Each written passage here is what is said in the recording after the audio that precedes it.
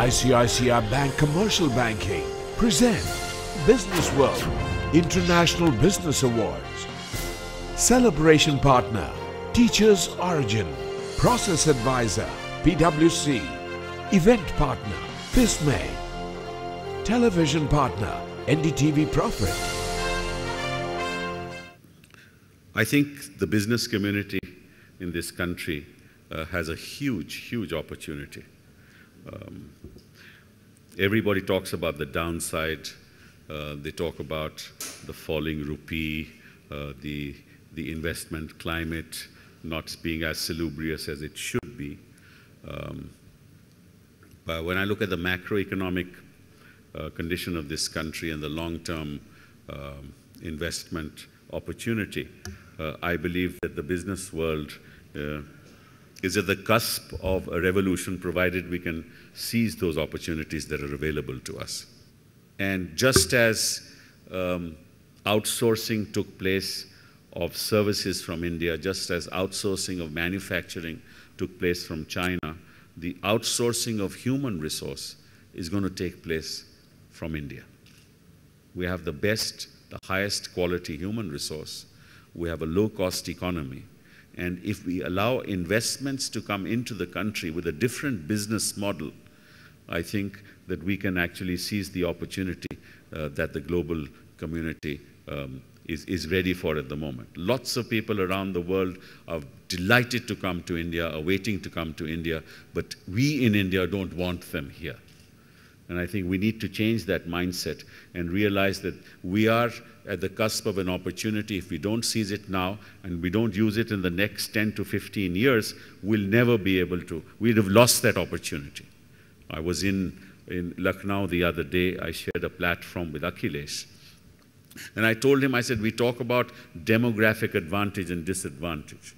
But the fact is, all the demographic advantage lies in two states in this country, Uttar Pradesh and Bihar. And the lowest levels of poverty are in both Uttar Pradesh and Bihar. So what kind of demographic advantage do we have? We have no demographic advantage unless we actually empower our people. And the only way to empower our people is to find cost-effective solutions to empower them. And when you think in those terms, then you will bring about innovation. You'll bring about the kind of excellence that we have seen in India. For example, Tata's car was an innovation. Eka supercomputer is an innovation. Akash is an innovation. But as I said, we need to think differently. We shouldn't be thinking of the market and the product. We should be thinking of the unserved market and then developing the product that we wish to develop. We've had enormous innovation in the automobile. Where was the automobile component industry 10 years ago? It was nowhere. It's the sheer grit, the tenacity, the passion, the entrepreneurship of the Indian businessman, which has created something out of nothing. And that's because we allowed the automobile sector to come into India. If the automobile sector had not come into India, you wouldn't have had an Indian automobile components industry. So whether it's pharmaceutical or the IT and the IT-enabled industry, we have enormous potential in the IT sector. We've killed it ourselves. We've killed it ourselves because of the wars between the GSM operators and the CDMA operators. We've killed ourselves because we don't want the industry to prosper. We want ourselves, our particular segment to prosper. But nobody looks at the overall national environment and the enormous opportunities that we have in that environment. And I can assure you, because you talked about the telecom sector, I can assure you in the next 3 to 6 months, we're going to set this right. Because India has a great opportunity. If you really look at India 20 years from now, you can't even think what India will be 20 years from now. You have to realize that the way that we are going to communicate is going to be entirely different from the way we've communicated in the past. The way our children are going to be taught is going to be entirely different the way the children were taught 10 years ago.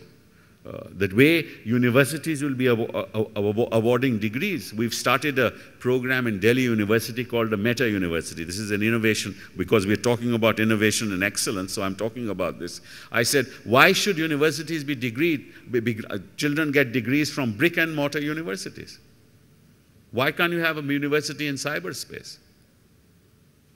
Where 10 universities get together, form a collegium of universities and call it a meta university.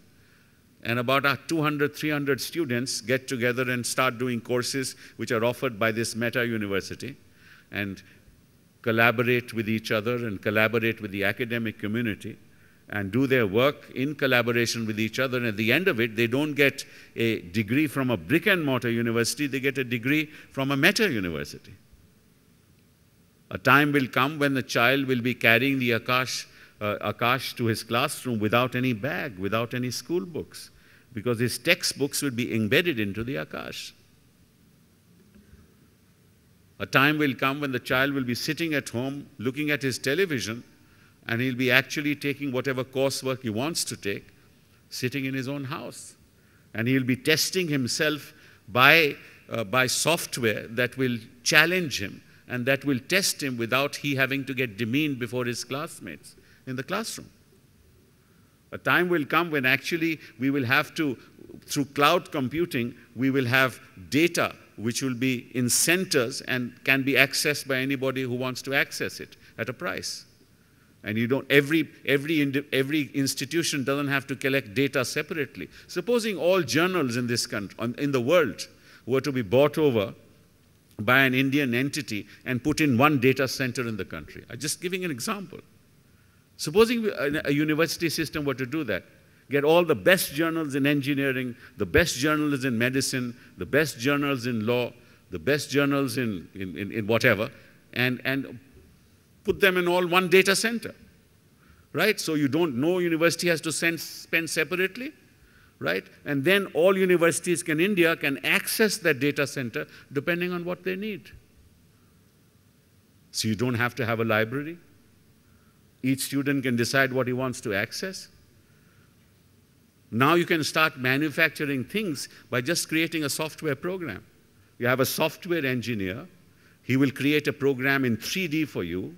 You then feed that software through a chip into a machine, and the machine will manufacture based on that software, and you don't need years and years of planning. That's where manufacturing is going to go. That's where education is going to go. That's where the business world will have to see. Don't look at business in the context of today. Look at business in the context of what's going to happen to the world 20 years from now. And the world is going to change. And if you don't change with the world, you're going to be left behind. So let's not self-flagellate. Let's not tell ourselves that we are all crooks. Let's say that this country is great, that we have confidence in our people, our children are passionate about the future of India, and let's build that future of India through innovation. Innovation that takes place in the university system, and let industry partner with us. So these are all, innovation is all in the mind. The mind has no boundaries. So why should government fix boundaries on the mind? The government should allow the mind to be free and allow enough space for industry to play itself out and let the market do the rest. Congratulations and thank you very much.